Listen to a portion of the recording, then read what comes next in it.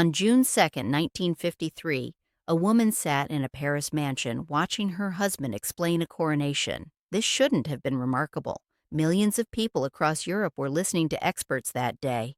But Wallis Simpson wasn't watching the television screen. She was watching Edward. And what she saw was a man narrating his own erasure to a room full of people too polite to acknowledge the cruelty of the situation. The Duke of Windsor, formerly King Edward VIII, had positioned himself at the center of their salon like a professor preparing to deliver his masterwork. The television set dominated the room at 4 Route du Champ d'Entraînement, their rented mansion in the Bois de Boulogne. Servants had arranged chairs in a semicircle. Crystal champagne flutes caught the afternoon light. Fresh flowers perfumed the air with an elegance that fooled no one about the nature of the occasion. Outside, the Paris sky hung gray and indifferent.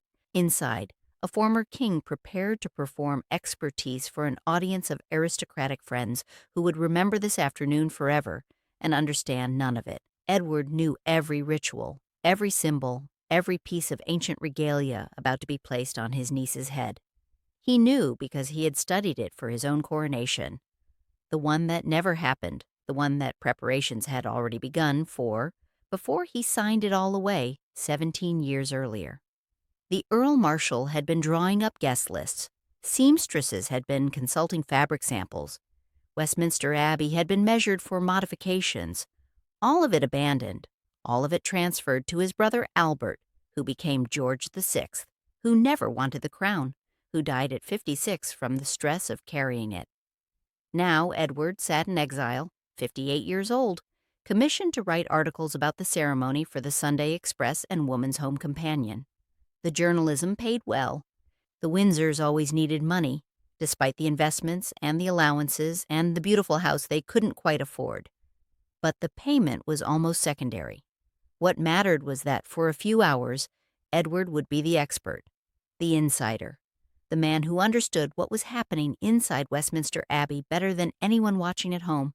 For one afternoon, his encyclopedic knowledge of royal ceremony would make him relevant again. Wallis understood what this day would cost him. She understood better than anyone in that elegant room filled with champagne and flowers and dinner guests who would dine out on this evening for years. She understood because she had tried to prevent exactly this outcome. She had begged Edward not to abdicate. She had offered to disappear. She had even proposed to withdraw her divorce petition, to remain his mistress rather than destroy his life. He had refused. He had threatened suicide if she left him. He had been immovable in his determination to marry her, regardless of what it cost him, regardless of what it cost her. And when he finally broadcast his abdication to the world on December 11th, 1936, he had framed it as a love story. 4 words that changed everything. I have found it impossible to carry the heavy burden of responsibility and to discharge my duties as king as I would wish to do without the help and support of the woman I love. The woman I love. 4 words that turned Wallis Simpson into the most hated woman in the British Empire. 4 words that made her the villain of a story she had never wanted to star in. 4 words that erased her objections, her alternatives, her desperate attempts to find another way. History would remember Edward as the romantic hero who sacrificed everything for love. History would remember Wallis as the American divorcee who seduced a king away from his duty. She hadn't stolen the crown.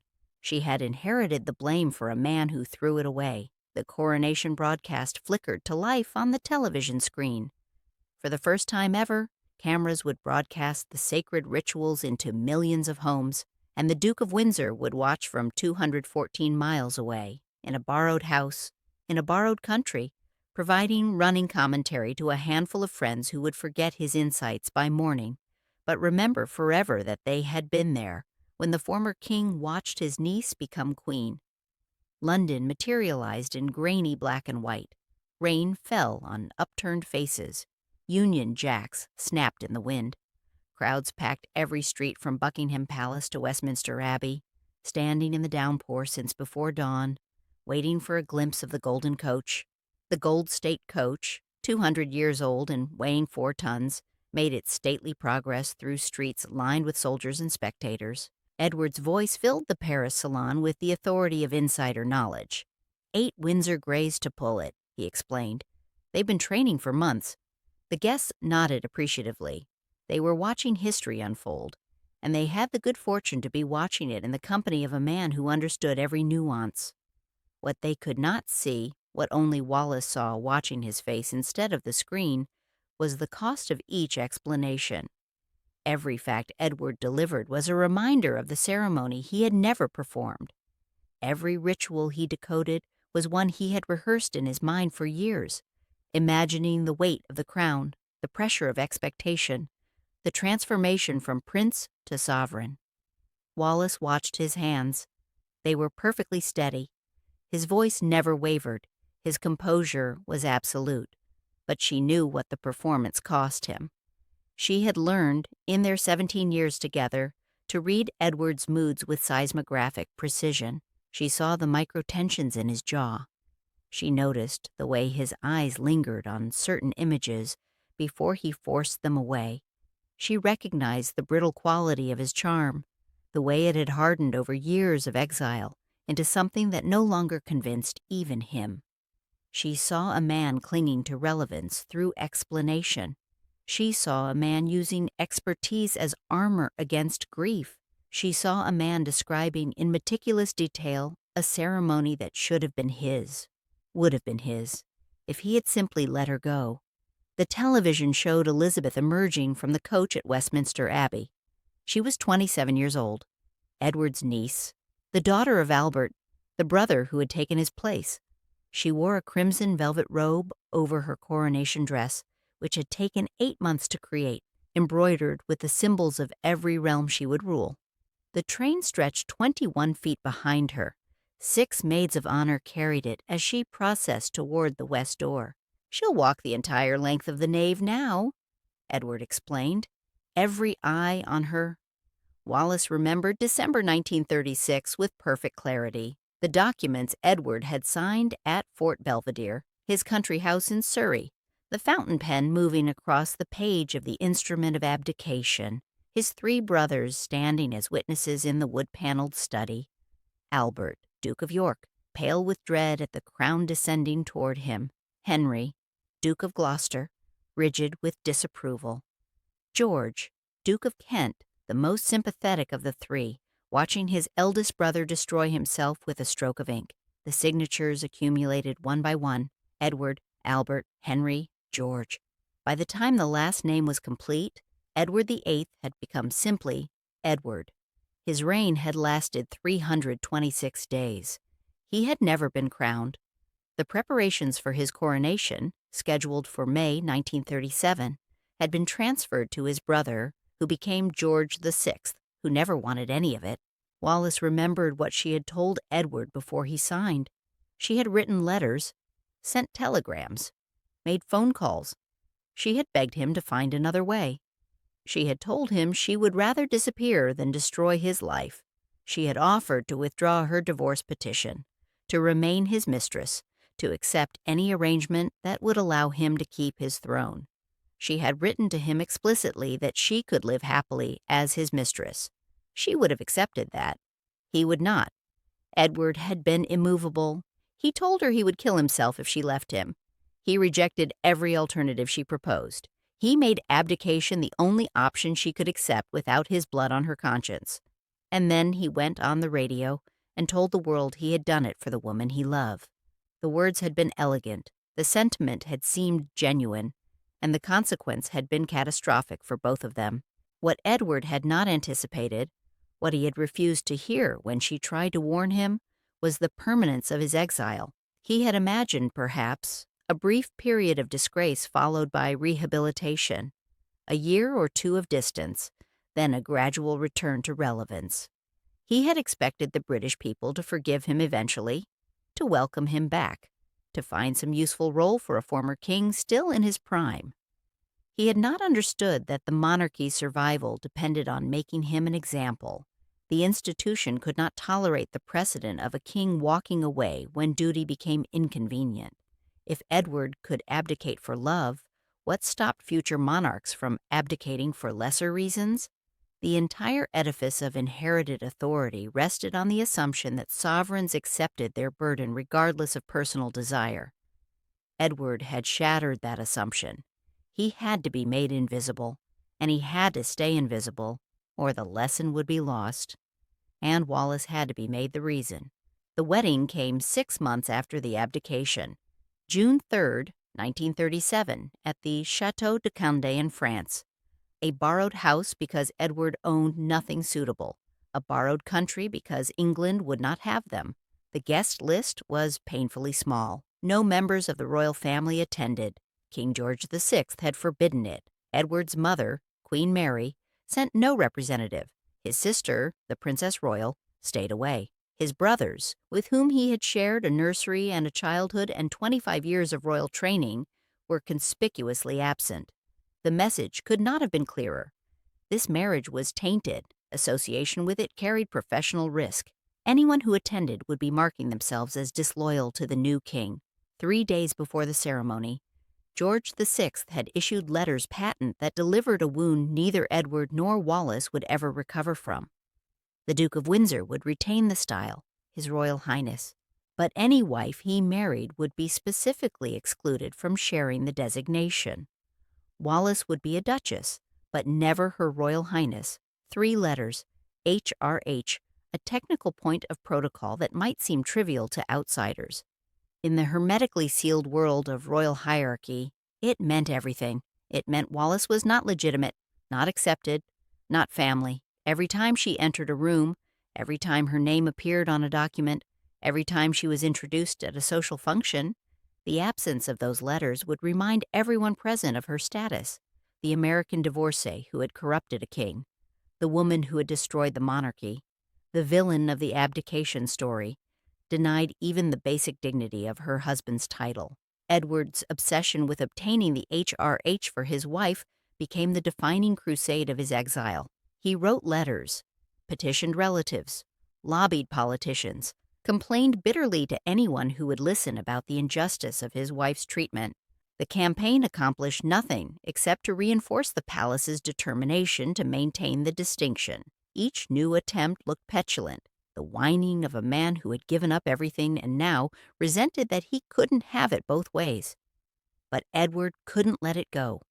The title had become a symbol of everything taken from him, and its denial was a wound he couldn't stop touching. Now, Wallis sat in Paris, watching the coronation of the new queen, knowing that nothing would change. Elizabeth was young, modern, different from the old guard. Perhaps Wallis had allowed herself to hope the new reign would bring reconciliation. Perhaps Elizabeth would extend an olive branch. Perhaps she would grant the title. Perhaps she would invite them home. Instead, the Windsors remained in exile. Wallis would never receive the title Her Royal Highness. She would never be invited to England except for funerals. She would never be acknowledged as a real member of the family. The coronation of a new queen changed nothing because the family had decided, 17 years ago, that nothing would ever change. The television showed the recognition ceremony. The Archbishop of Canterbury presented Elizabeth to the congregation, turning to face each corner of the compass. To the east, where the altar stood. To the south, toward the peers and peeresses. To the west, toward the great door. To the north, toward the diplomatic corps. At each turn, the Archbishop called out the ancient words, "Sirs, I here present unto you Queen Elizabeth, your undoubted queen. Wherefore all you who are come this day to do your homage and service, are you willing to do the same?" And from each section of the abbey came the response, a roar of voices that carried through the television speakers into the Paris salon. God save Queen Elizabeth, Edward explained the ritual to his guests. The recognition is one of the oldest parts of the ceremony. It dates back to the Anglo-Saxon kings. The people must acclaim their sovereign before the coronation can proceed. Without their acclamation, there is no legitimacy. Wallis watched him speak. She watched the way his face remained composed, even as he described the moment that should have been his. She watched the way his hands gestured elegantly.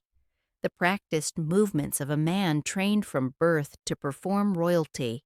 She watched the way his eyes flickered back to the screen between sentences, drawn to the images despite himself. The television showed the coronation oath. Elizabeth knelt before the altar and swore to govern the peoples of her realms according to their laws and customs. She swore to maintain the laws of God and the true profession of the gospel. She placed her hand on the Bible and signed the oath, binding herself to promises that would define the rest of her life.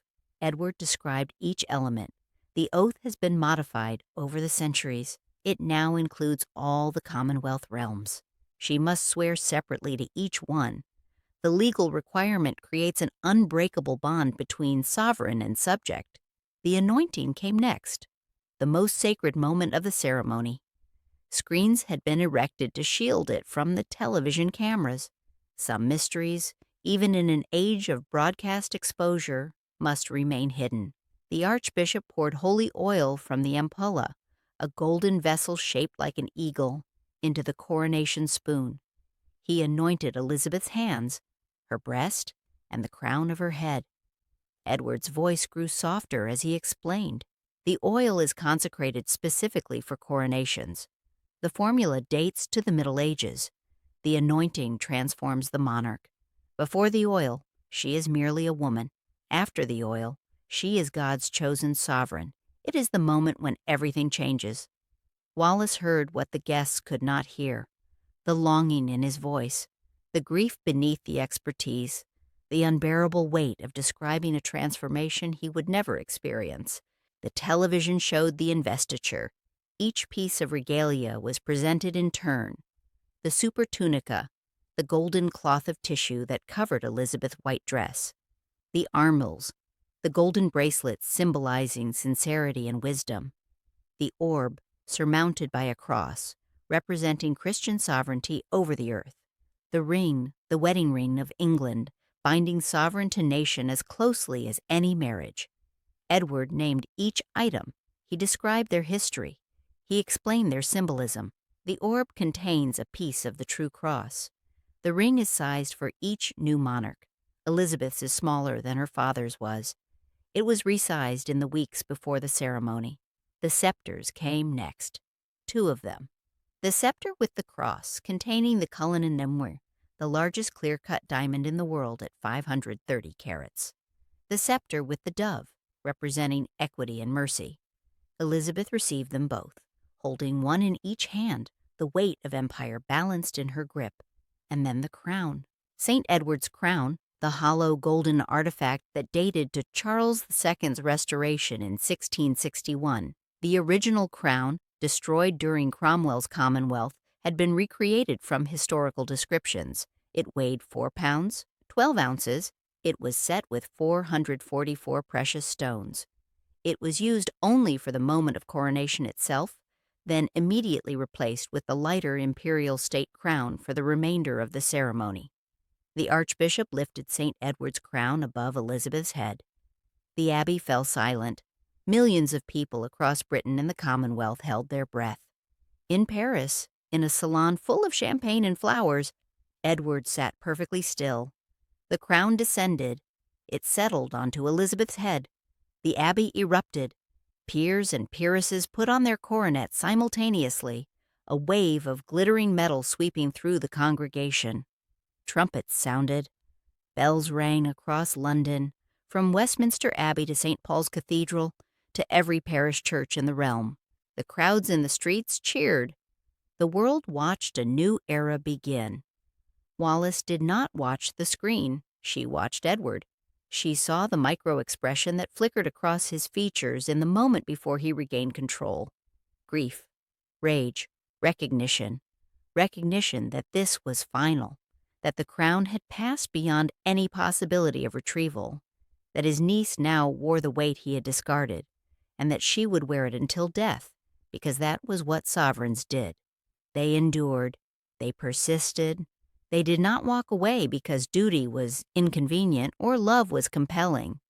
Edward had walked away, and Wallis was the reason history gave for his choice, not the real reason. She had never been the real reason.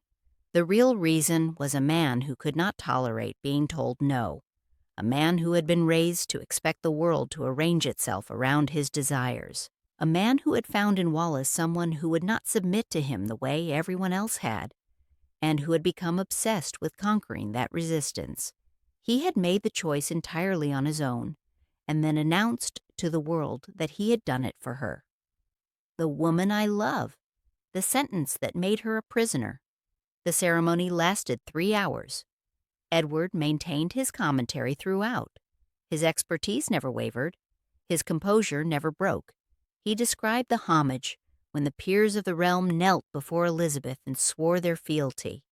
He explained the communion when Elizabeth received the sacrament at the high altar. He narrated the recession when Elizabeth processed out of the abbey wearing the imperial state crown and carrying the orb and scepter, every inch a queen. When the final carriage procession passed and the broadcast ended, the guests offered their congratulations. On what, exactly, remained tactfully unclear. They had witnessed the coronation of Queen Elizabeth II in the company of the former king.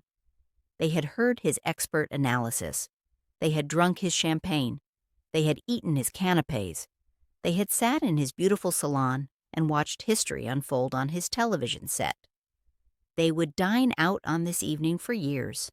They would tell and retell the story of the remarkable afternoon when they watched the coronation with the Duke of Windsor himself. They would describe his encyclopedic knowledge, his gracious hospitality, his charming commentary. They would never mention the silence that fell after the television went dark. They would never describe the moment when the guests departed, and Edward and Wallis were finally alone in their elegant prison with nothing to say to each other. They would never acknowledge what they had actually witnessed. A man explaining his own obsolescence to politely bored aristocrats while his wife sat beside him, knowing she would spend the rest of her life being blamed for a decision she had tried to prevent. The coronation of June 2nd, 1953, was the moment when Edward VIII's exile became permanent fact rather than temporary condition. Before that day, he could nurture fantasies of return, of rehabilitation, of some future in which his sacrifice was recognized and his service was welcomed. After that day, there was nothing left to hope for. His niece wore the crown. The monarchy endured, and Edward sat in Paris with his television set and his expert commentary and his beautiful, bitter wife, waiting for death to release him from a prison he had built with his own hands. Wallis waited with him. She had no choice. She had been waiting since 1936, since the moment Edward announced to the world that he was giving up everything for her. She had not asked for this. She had begged him not to do it. She had offered every possible alternative.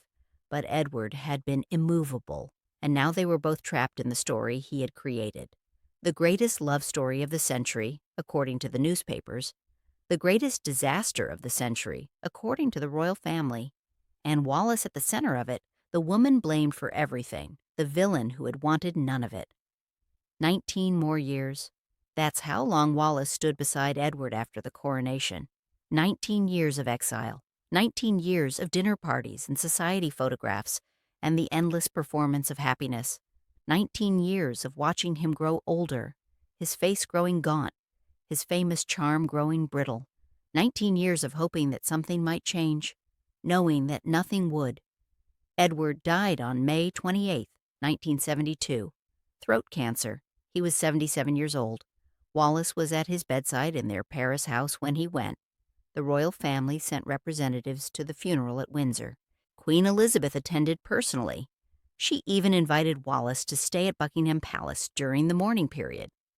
It was the first time Wallis had been officially welcomed to England since 1936. The irony was exquisite. 35 years of exile, 35 years of rejection, and now she slept in Buckingham Palace as a guest of the Queen, attending her husband's funeral.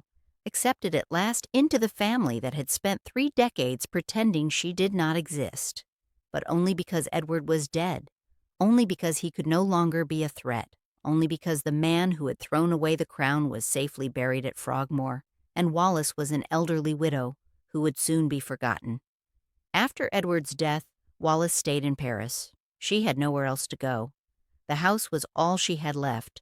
the memories, the photographs, the endless reminders of a life she had never chosen and could not escape. She grew older. Her mind began to fail. Dementia crept in slowly, then rapidly, erasing the woman she had been. In her final years, Wallis forgot who Edward was. She forgot who she was. The woman blamed for the greatest love story of the century spent her last years unable to remember any of it. The dinner parties, the exile, the coronation she watched from Paris, the crown she supposedly stole, the man who threatened to kill himself if she refused to marry him. All of it disappeared into the fog of a failing mind. All that remained was a frail old woman in a Paris house, cared for by strangers, forgotten by the family that had blamed her for everything. She died on April 24th, 1986, 14 years after Edward, alone, except for the staff. She was 89 years old. The royal family arranged her burial at Frogmore, next to Edward, finally allowing her onto Windsor grounds. The funeral was small and private. Queen Elizabeth attended. So did Prince Charles and Princess Diana. The woman who had been denied the title, Her Royal Highness, for 50 years, was given a royal burial, but only after she could no longer appreciate it. The grave marker is simple: Wallis, Duchess of Windsor. No mention of the scandal. No reference to the abdication. No acknowledgement of the decades of exile and rejection. Just a name and a title, as if none of it had ever happened. She had told friends, toward the end of her lucid years, that she had never wanted any of it. The crown, the exile, the fame, the blame. She had wanted a quiet life, a normal life. She had fallen in love with a prince and discovered too late that he was not capable of compromise. He had forced her hand, threatened suicide, made abdication the only option she could accept without his blood on her conscience. And then he had told the world he did it for the woman he loved. 4 words that made her history's villain.